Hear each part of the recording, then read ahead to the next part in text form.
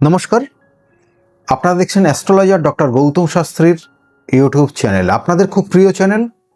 আমরা আজকে আলোচনা করব যে প্রত্যেকটা পুজোর ক্ষেত্রে দেখবেন, আমরা ছোটবেলার থেকেই দেখে আসছি যে প্রত্যেকটা পুজোর ক্ষেত্রে ঘট স্থাপন আবশ্যিক।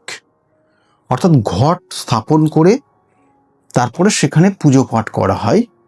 সেক্ষেত্রে কখনো কখনো সেখানে মূর্তি আনা হয় বা কখনো মূর্তি ছাড়াও কিন্তু ঘট স্থাপন করে ঘটটাকে পুজো করা হয়।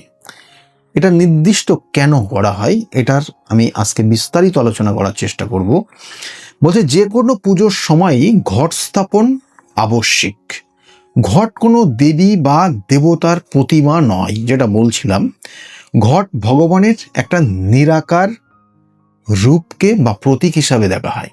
অর্থাৎ যে দেবতার আপনি পুজো করছেন সেই দেবতার একটা নিরাকার রূপ, নিরাকার অবস্থার প্রতীক।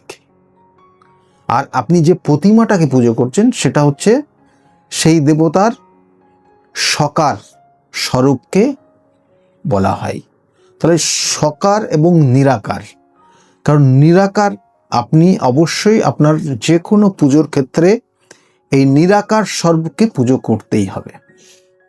সেই জন্য এই ঘট স্থাপন প্রত্যেকটা পুজোতেই একান্ত আবশ্যিক, কারণ ঘট স্থাপন ছাড়া কোনো পুজোই, অর্থাৎ যে কোনো পুজোই অসম্পূর্ণ থেকে যাবে।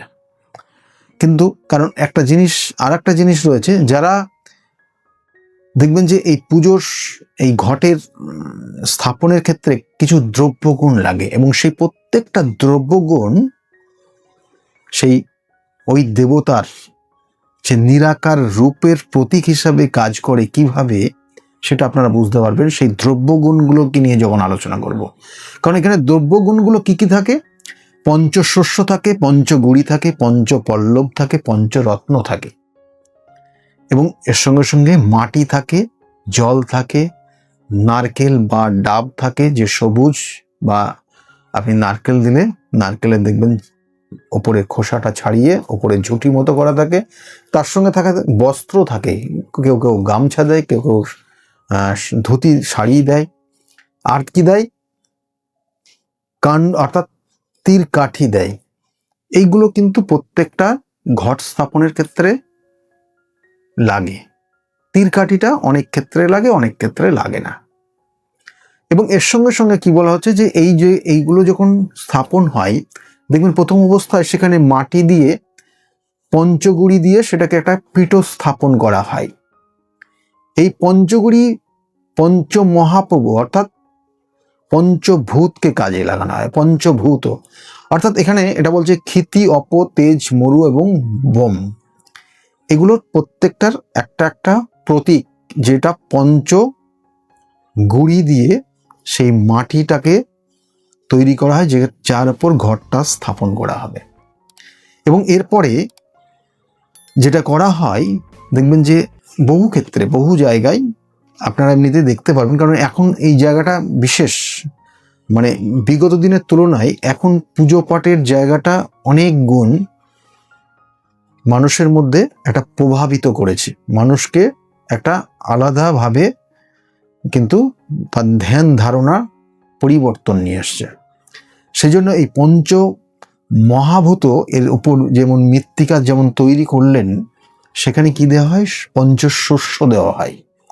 অর্থাৎ এই বলছি সেই মৃত্তিকা দেবীর উপর কি দেওয়া হচ্ছে না, পঞ্চশস্য ছড়িয়ে দেওয়া হয়। যে পঞ্চশস্যকে কি কানেক্ট করে?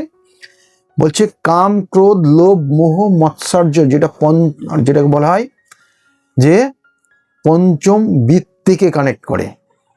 যে আমাদের মধ্যে বিভিন্ন ধরনের কর্মক্ষমতার যে জায়গাগুলো রয়েছে, বিভিন্ন মানুষের বিভিন্ন ধরনের, এবং তার সঙ্গে সঙ্গে কখনো কখনো দেখবেন যে আমাদের বিভিন্ন শত্রু আমাদের মধ্যে জীবনে অবস্থান করছে, সেই শত্রুতার জায়গাও রয়েছে বিভিন্ন ধরনের। আমরা বলি না যে ষড়রিপুর কানেকশন, সেগুলোও কিন্তু এর মধ্যে অবস্থান করছে। এবং সেই ষড়রিপু, ছটা শত্রু আপনাকে প্রতিহত করতে পারে, যেটা যদি ব্যালেন্স না থাকে, তাহলে আপনি জীবনে কখনো কখনো বিপর্যয় জায়গা চলে আসবে আপনার এই বা আপনার এই ষড়রিপুর জন্য। তাহলে সেটাকে কানেক্ট করছে পঞ্চশস্যর দ্বারা। এবং এরপরে কি করা হয়, ঘটটাকে স্থাপন করা হয় এবং সেই ঘটে কি করা হয় আমাদের দেখবেন যে একটা নির্দিষ্টভাবে প্রতীক, যেটা স্বস্তিক চিহ্ন দেওয়া হয় এবং সেই স্বস্তিক চিহ্নটা কিন্তু তার নির্দিষ্ট একটা মহত্ব রয়েছে, যেটা আপনি সিম্বলিক, যেটাকে দেখে অর্থাৎ সেই ঘরটার মধ্যে একটা প্রাণ প্রতিষ্ঠা, সেটার মধ্যে একটা জাগ্রত জায়গা পেলেন এবং সেটা আপনার জীবনের সেই পুজো পাঠের সঙ্গে সঙ্গে আপনি আপনার সেই নিরাকার রূপ, সেই ভগবান বা সেই দেবতার নিরাকার রূপটাকে আপনি স্মরণ করছেন এবং এর সঙ্গে সঙ্গে কি দিচ্ছেন না, পঞ্চরত্ন দেওয়া হয় সেই ঘটের মধ্যে, যে পঞ্চরত্নকে ইঙ্গিত করে। আমরা দেখবেন যে পঞ্চ ইন্দ্র রয়েছে আমাদের শরীরে, কি আছে, পঞ্চ ইন্দ্র রয়েছে। পঞ্চ ইন্দ্র কি কি? চক্ষু, কর্ণ, নাসিকা, জিহ্বা, ত্বক। এই কটা পঞ্চ রত্ন দ্বারা কানেক্ট করা হয়, মানে সেটাকে বোঝানো হয়। এরপরে কি হয়, সেই ঘটের মধ্যে আমরা কি দিই না, তার মধ্যে দেওয়া হয় জল। অর্থাৎ প্রত্যেকটা শরীরের তরল অর্থাৎ লিকুইড কিছু বস্তু রয়েছে আমাদের শরীরে, যেটা সঠিক ব্যালেন্স না থাকলে আমরা কি হয়, কোনো কোনো কোনো সময় অসুস্থ হয়ে যাই। শরীরে রক্ত রয়েছে, রক্ত রস রয়েছে, যেটাকে ইঙ্গিত করা হয় জলের মাধ্যমে এবং সেই জন্য ঘটের মধ্যে জল দিয়ে সেটা সেই রক্ত অর্থাৎ দেহ রস বা রক্তকে ইঙ্গিত করা হয়, কারণ সেটা সশরীরে সে অবস্থান করছে আপনার সামনে। এরপরে কি হয়, তার সেখানে পঞ্চপল্লব, 5টা গাছের পল্লব কেউ কে এনে দিচ্ছে, কেউ আবার আমের পল্লব, সেখানে বেজোড় সংখ্যা পাতা দিয়ে সেটাকে সিঁদুরের ফোঁটা দিয়ে সেটার উপর অর্থাৎ সেই ঘটের মধ্যে দেওয়া হচ্ছে। এই পঞ্চপল্লব হচ্ছে পঞ্চবায়ুকে ইঙ্গিত করা হয়, অর্থাৎ এটা বলা হচ্ছে পান, অপান, উদ্যান এবং সমান এবং ব্যান। এগুলো প্রত্যেকটা প্রতীক। আমি এতক্ষণ যেগুলো বললাম প্রত্যেকটা কিন্তু প্রতীক স্বরূপ একটা শরীরের, জীবিত শরীরের কিছু অংশকে বলছি, কারণ সেটা নিরাকার স্বরূপ। আপনি আপনার সামনে বসিয়ে আপনি সেটার উপর পুজো পাঠ করবেন এবং সেই দেবতার পর্যন্ত তাকে পৌঁছে দেবেন। আপনি আপনার সমস্ত বাসনা, কামনা, আপনার শ্রদ্ধা, ভক্তি সেটার মাধ্যমে। এবং এর সঙ্গে সঙ্গে কি বলা হচ্ছে, তার উপরে কি দেওয়া হয়, নারকেল বা ডাব দেওয়া হয়, সবুজ ডাব সেটার উপর দিলেন। তার মানে আপনার ক্ষেত্রে এটা আপনার সেই ডাবের মধ্যে বা নারকেলের কি থাকে, দেখবেন যে চক্ষু, কর্ণ অর্থাৎ চোখ আছে, নাক আছে, মুখ আছে। একটা নারকেলকে যখন ছাড়াবেন দেখবেন একটা মানুষের মতো চেহারা, তার মুখমণ্ডল, তাহলে সেটাকে স্থাপন করলেন সেই ঘটের উপর, সেখানে সেই মুখমণ্ডলটাকে ইঙ্গিত করলেন এবং তার উপর কি করলেন, বস্ত্র দিলেন, কারণ প্রত্যেকটা জীবের ক্ষেত্রে বস্ত্র অপরিহার্য, কারণ বর্তমান সভ্যতার যুগে। তাহলে সেক্ষেত্রে আপনি বস্ত্র দিয়ে সেটাকে আচ্ছাদন করলেন এবং তারপরে কি হলো, সেটাকে তারপরে আপনি পুজো পাঠ শুরু করলেন এবং প্রত্যেকটা জিনিসই কিন্তু নির্দিষ্ট মন্ত্র জপে আপনি সেগুলোকে স্থাপন করালেন এবং তারপর থেকে আপনি সেই নিরাকার প্রতীকটাকে, সেই দেবতার নিরাকার প্রতীকটাকে আপনি স্মরণ করে সেখানে পুজো করছেন। আপনার সামনে কখনো কখনো সাকার রূপ সেই দেবতার রাখছেন, কখনো কখনো রাখছেন না, কিন্তু নিরাকার এই রূপকে অবশ্যই রাখতে হবে, না হলে আপনার পুজো পাঠ সম্পূর্ণ হবে না। এটাই কিন্তু আমরা সেই জন্যই বলি ঘট স্থাপন অপরিহার্য, ঘট স্থাপন করে আমরা পুজো পাঠ করি।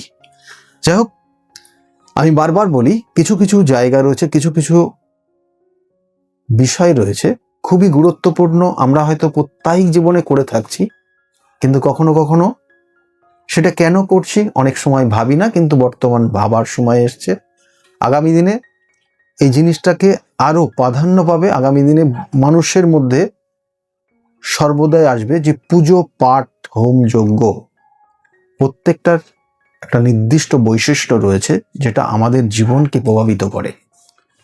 আমাদের জীবনের নির্দিষ্ট চাওয়া পাওয়া যে জায়গাগুলো, যেগুলো একটা সময় ছিল, বহু মুনি ঋষিরা তারা করে এসছেন, এবং সেটা ধীরে ধীরে মানুষ সেটাকে স্মরণ করে আগামী দিনে আগিয়ে যেতে চাইছে এবং সেক্ষেত্রে সঠিক দিশা তারা পাওয়ার চেষ্টা করছে। এবং সেই জন্য বলবো যে এটার মধ্যে আপনারা যতটা নিজেরাকে নিজেও যেহেতু রাখতে পারবেন, তাতে আপনাদের জীবনের উন্নতি হবে।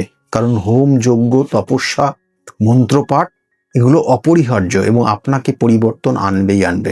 সেই জন্য আবার বলছি, কারণ আমারও নির্দিষ্ট চেম্বার রয়েছে বিভিন্ন ক্ষেত্রে বিভিন্ন জায়গায়। যদি মনে করেন যোগাযোগ করবেন, সেক্ষেত্রে নিচের যে বুকিং নাম্বার যাচ্ছে সেই বুকিং নাম্বারে ফোন করলে আপনি জানতে পারবেন আমি কোন চেম্বারে কখন কোন সময় বসি, সেই অনুযায়ী যোগাযোগ করতে পারেন। সকলে খুব ভালো থাকবেন। আর যারা চ্যানেলটাকে এখনো সাবস্ক্রাইব করেননি তাদের উদ্দেশ্য বলবো, চ্যানেলটাকে সাবস্ক্রাইব করে পাশের বেল আইকনটাকে ক্লিক করে রাখুন এবং সঙ্গে থাকুন। সকলে ভালো থাকবেন, সুস্থ থাকবেন। নমস্কার।